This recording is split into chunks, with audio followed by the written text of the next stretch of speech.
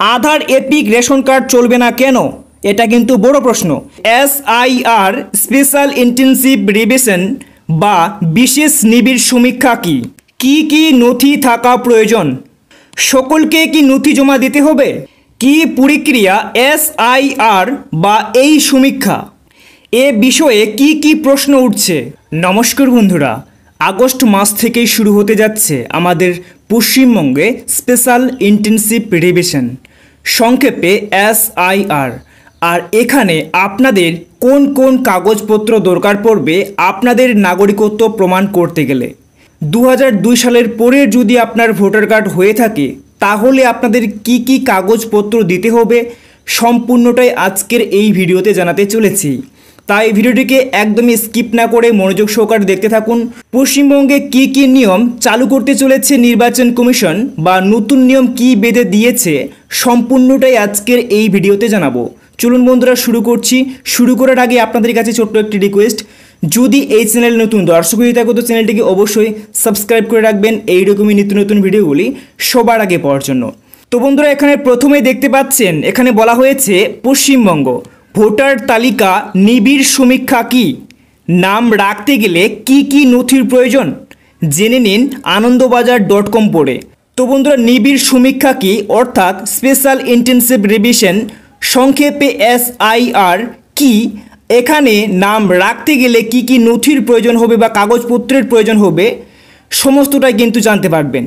দেখতে পাচ্ছেন এখানে বলা হয়েছে কারা প্রকৃত ভোটার, কাদের নাম তালিকায় থাকবে তা নির্ধারিত হচ্ছে কমিশন নির্ধারিত 11টি নথির ভিত্তিতে। গোটা প্রক্রিয়া নিয়ে বিতর্ক তৈরি হয়েছে, কমিশনের তরফে ব্যাখ্যা দেওয়া হয়েছে, কিন্তু তাতেও বিতর্ক থামছে না। তো বন্ধুরা এই নিয়ে কিন্তু ইতিমধ্যেই অনেক জায়গায় অনেক রকম কথা উঠছে, সে বিষয়ে অনেক রকম বিতর্ক চলছে। তো সমস্ত প্রশ্নের উত্তর আজকের এই ভিডিওতেই পেয়ে যাবেন, তাই ভিডিওটি মনোযোগ সহকারে দেখতে থাকুন। বিজেপি বলছে সাফাই হচ্ছে, কংগ্রেস বলছে জবাই হচ্ছে গণতন্ত্র, বাংলার শাসক দল তৃণমূলের বক্তব্য ভয়ঙ্কর ষড়যন্ত্র। বিষয় দেখতে পাচ্ছেন বিহার ভোটার তালিকায় বিশেষ নিবিড় সমীক্ষা SIR, যা আপাতত দেশের রাজনীতির মূল আলোচ্য বিষয় হয়ে উঠেছে।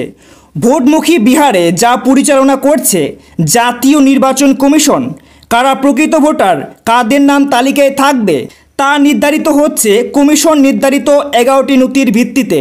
গোটা প্রক্রিয়া নিয়ে বিতর্ক তৈরি হয়েছে, কমিশনের তরফে ব্যাখ্যাও দেওয়া হয়েছে, কিন্তু তাতে বিতর্ক থামছে না। তো বন্ধুরা আপনারা অনেক জায়গায় অনেক রকম কথা শুনছেন, কিন্তু আদৌ বিষয়টি সে কি আজকের এই ভিডিওতেই জানতে পারবেন একটু পরেই। দেখুন SIR স্পেশাল ইন্টেনসিভ রিভিশন বা বিশেষ নিবিড় সমীক্ষা কি? নির্দিষ্ট সমান্তরে কমিশন এই নিবিড় সমীক্ষা করে। রাজ্যগুলিতে শেষবার এই সমীক্ষা হয়েছিল 2002 সাল থেকে 2004 সালের মধ্যে। বিহারে হয়েছিল 2003 সালে। ভোটার তালিকায় থাকা নামের মধ্যে কারা মৃত, কারা অন্যত্র চলে গিয়েছেন, কারা ভুয়ো গভীরে গিয়ে তা সমীক্ষা করে কমিশন। তো বন্ধুরা বিষয়টি আপনারা কিন্তু বুঝতে পারছেন কি বলছে।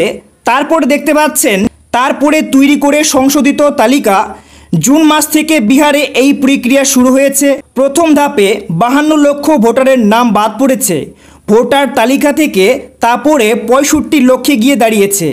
কমিশন বিহারের প্রাথমিক তালিকা প্রকাশ করবে আগামী 1 আগস্ট। তো বন্ধুরা বুঝতে পারছেন এখানে কিন্তু বিহারে যে তালিকা প্রকাশ করবে বা নতুন যে তালিকা সেটা কিন্তু 1 আগস্ট নতুন করে আবারও ভোটার তালিকা প্রকাশ করবে, যেটাতে বাছাই কার্ড হয়ে তারপরে কিন্তু নতুন তালিকা বের হবে। কত সংখ্যক ভোট বাতিল গেছে আপনারা কিন্তু বুঝতে পারছেন। তো তার জন্য আমাদের পশ্চিমবঙ্গে কি পরিস্থিতি হতে পারে, কি কি কাগজপত্র লাগবে সমস্তটাই কিন্তু জানাচ্ছি। দেখুন এখানে বলা হয়েছে কি কি নথি থাকা প্রয়োজন। তো আপনারা যদি নাগরিকত্ব বাঁচাতে চান তাহলে কি কি আপনাদের কাগজপত্র থাকতে হবে। বিহারের ক্ষেত্রে 11টি নথি নির্দিষ্ট করে দিয়েছে কমিশন। অন্যান্য রাজ্যেও এই SIR হলে নথির সংখ্যা একই থাকবে বলে মনে করছেন এই প্রক্রিয়ার সঙ্গে জড়িত আধিকারিকরা, কারণ তা না হলে কমিশনের নিরপেক্ষতা নিয়ে প্রশ্ন উঠবে। যে 11টি নথির কথা বলা হয়েছে সেগুলি হলো, তো আপনারা দেখুন এখানে কিন্তু ভালোভাবে দেখিয়ে দেওয়া হয়েছে। এখানে এক এক করে আপনাদের সম্পূর্ণটাই কিন্তু জানাচ্ছি। দেখতে পাচ্ছেন 1 নম্বর, আপনি কেন্দ্রীয় বা রাজ্য সরকারের কর্মচারী বা অবসরপ্রাপ্ত কর্মচারী হলে আপনার সেই পরিচয়পত্র এখানে কিন্তু গ্রাহ্য করা হবে। 2 নম্বর, আপনার নামে 1987 সালের 1 জুলাইয়ের আগে কোনো সরকারি কেন্দ্র অথবা রাজ্য নথি, ব্যাংক পাসপোর্ট, এলআইসির নথি গ্রাহ্য। তো বন্ধুরা, এই জিনিসগুলি যদি আপনার থাকে, একটি থাকলেই কিন্তু আপনারা এই প্রমাণটি করতে পারবেন। তারপর দেখুন 3 নম্বর বলা হয়েছে জন্মের শংসাপত্র, 4 নম্বর বৈধ পাসপোর্ট, 5 নম্বর বলা হয়েছে যে কোনো বোর্ড বা বিশ্ববিদ্যালয় থেকে পাওয়া শিক্ষা সংক্রান্ত শংসাপত্র যেখানে জন্মের সাল এবং তারিখের উল্লেখ থাকবে। 6 নম্বর দেখতে পাচ্ছেন সংশ্লিষ্ট এলাকায় স্থায়ী ও বাসিন্দার শংসাপত্র লাগবে।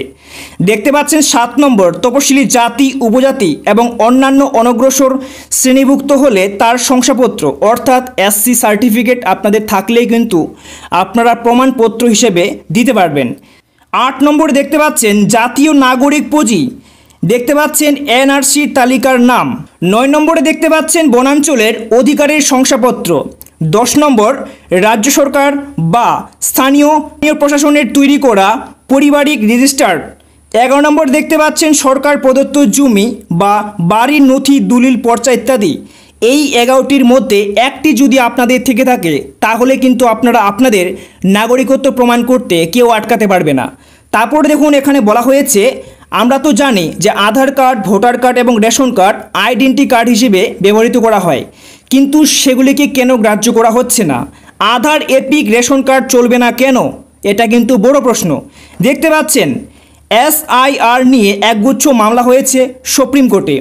সেই মামলা গত 17 জুলাই শীর্ষ আদালতের তরফে নির্বাচন কমিশনকে এসআইআর প্রক্রিয়ায় আধার, ভোটার আইডি, ইপিক এবং রেশন কার্ডকে নথি হিসেবে বিবেচনা করার পরামর্শ দিয়েছিল, কিন্তু মঙ্গলবার কমিশনের তরফ থেকে শীর্ষ আদালতকে জানানো হয়েছে ভোটার তালিকায় নাম তোলার ক্ষেত্রে সেগুলিকে বিবেচনা করা যাবে না। কমিশনের যুক্তি, আধার আদতে একটি পরিচয়পত্র মাত্র, নাগরিকত্বের প্রমাণ নয়। এমনকি এসআইআর পড়বে নতুন করে ভোটার তালিকায় নাম তোলার ক্ষেত্রে ভোটার আইডিও চূড়ান্ত পরিচয়পত্র হতে পারে না বলে জানিয়েছে কমিশন। একইভাবে রেশন কার্ডকেও ভোটার তালিকায় নাম তোলার বৈধ নথি হিসেবে ধরা হচ্ছে না, বা কমিশন কিন্তু এটাকে মানছে না। তো বন্ধুরা, বুঝতে পারছেন তাহলে কি কারণে আধার কার্ড, ভোটার কার্ড এবং রেশন কার্ড নেওয়া হবে না। দেখতে পাচ্ছেন এখানে বলা হয়েছে সব থেকে আরও একটি বড় প্রশ্ন, সকলকেই কি নথি জমা দিতে হবে?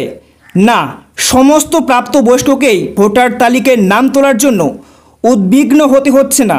বিহারে 2003 সালের এসআইআর হয়েছিল, তার ভিত্তিতে তৈরি হয়েছিল ভোটার তালিকা। কমিশন জানিয়েছে বিহারের ক্ষেত্রে 2003 সালে জানুয়ারি মাসে প্রকাশিত ভোটার তালিকায় যাদের নাম ছিল তাদের নাম থাকবে, অর্থাৎ নিবিড় সমীক্ষা করা হচ্ছে। তারপর থেকে শেষ দফা পর্যন্ত যাদের নাম উঠেছে সেই 22 বছরের সময়কাল ধরে। উল্লেখ্য, পশ্চিমবঙ্গের শেষবার এসআইআর হয়েছিল 2002 সালে। অতএব ধরে নেওয়া যেতে পারে পশ্চিমবঙ্গে ওই প্রক্রিয়া শুরু হলে 2002 সালের ওই তালিকাকে নির্ভুল হিসেবে ধরবে কমিশন, যেমন হচ্ছে বিহারের ক্ষেত্রেও। তো বন্ধুরা, বুঝতে পারছেন সকলকেই কিন্তু সেই নথি দিতে হচ্ছে না। বলা হয়েছে 2002 সালে পশ্চিমবঙ্গে আমাদের স্পেশাল ইন্টেনসিভ রিভিশন সংক্ষেপে এসআইআর হয়েছিল। আর 2002 সালের যদি ভোটার লিস্টে যদি আপনাদের নাম থাকে তাহলে কিন্তু আপনাদের নতুন করে কোনো ডকুমেন্ট দিতে হচ্ছে না। আর সেই ভোটার তালিকার যেখানে আপনার নাম থাকবে সেই কাগজটি প্রমাণ করলেই আপনারা কিন্তু আপনাদের নাগরিকত্ব প্রমাণ হিসেবে বিবেচিত হয়ে গেলেন। তো বন্ধুরা, তারপরে কি বলা হয়েছে দেখে নেওয়া যাক। দেখতে পাচ্ছেন কি প্রক্রিয়া এসআইআর বা এই সমীক্ষা। প্রতি বুথে একজন করে সরকারি আধিকারিক থাকে, যাকে বলা হয় বিএলও। তার কাছে গিয়ে নথি জমা করতে হয় ভোটারদের। বুথগুলিতে কী নথি জমা পড়ল তা যাচাই হয় বিধানসভা ভিত্তিক। প্রতিটি বিধানসভা কেন্দ্রে একজন করে সরকারি আধিকারিক ওই কাজ করছেন। তারপর জেলা স্তরে যাচাই শুরু হচ্ছে, তারপরে যাচ্ছে রাজ্যের মুখ্য নির্বাচনী আধিকারিক দপ্তরে। আর সেই প্রক্রিয়াকে আমরা বলি এসআইআর বা স্পেশাল ইন্টেনসিভ রিভিশন। এবার দেখুন বলা হয়েছে বিতর্ক অনেক। কমিশনের যে 11টি নথি নির্দিষ্ট করে দিয়েছে তা নিয়ে বিতর্ক রয়েছে। তপশিলি জাতি, উপজাতি এবং অন্যান্য অনগ্রসর শ্রেণীর শংসাপত্র, জমির দলিল বা বনাঞ্চলের আধিকারিকের শংসাপত্রে জন্ম তারিখের উল্লেখ থাকে না, তাহলে সেই নথি দিয়ে কিভাবে নির্ধারিতভাবে সংশ্লিষ্ট ব্যক্তির ভোট দেওয়ার বয়স হয়েছে কিনা বিহারে এনআরসি বা পারিবারিক রেজিস্টার কার্যকর নেই, তাহলে তা কিভাবে নথি হিসেবে নির্ধারিত হলো? আরজেডি নেতা তেজস্বী যাদবের কথায় এ তো দাবার ঘুঁটি দিয়ে ক্রিকেট খেলতে বলছে নির্বাচন কমিশন। তো বন্ধুরা, সম্পূর্ণ বিষয় আপনাদেরকে জানানো হলো। তো এখনও পর্যন্ত আমাদের পশ্চিমবঙ্গে শুরু হয়নি যে স্পেশাল ইন্টেনসিভ রিভিশন অর্থাৎ এসআইআর। আমাদের পশ্চিমবঙ্গে যদি শুরু হয় তাহলে এই 11টি নথি অবশ্যই লাগু থাকবে। হয়তো আশা করা যাচ্ছে যদি এই 11টির মধ্যে আপনাদের কাছে একটিও থেকে থাকে তাহলে কিন্তু আপনারা আপনাদের নাগরিকত্ব প্রমাণ হিসেবে প্রমাণ করতে পারবেন, এবং 2002 সালের ভোটার লিস্টে যদি আপনাদের নাম থাকে সেই লিস্ট থাকলে কিন্তু আপনাদের নাগরিকত্ব প্রমাণ কিন্তু আপনারা অবশ্যই করতে পারবেন।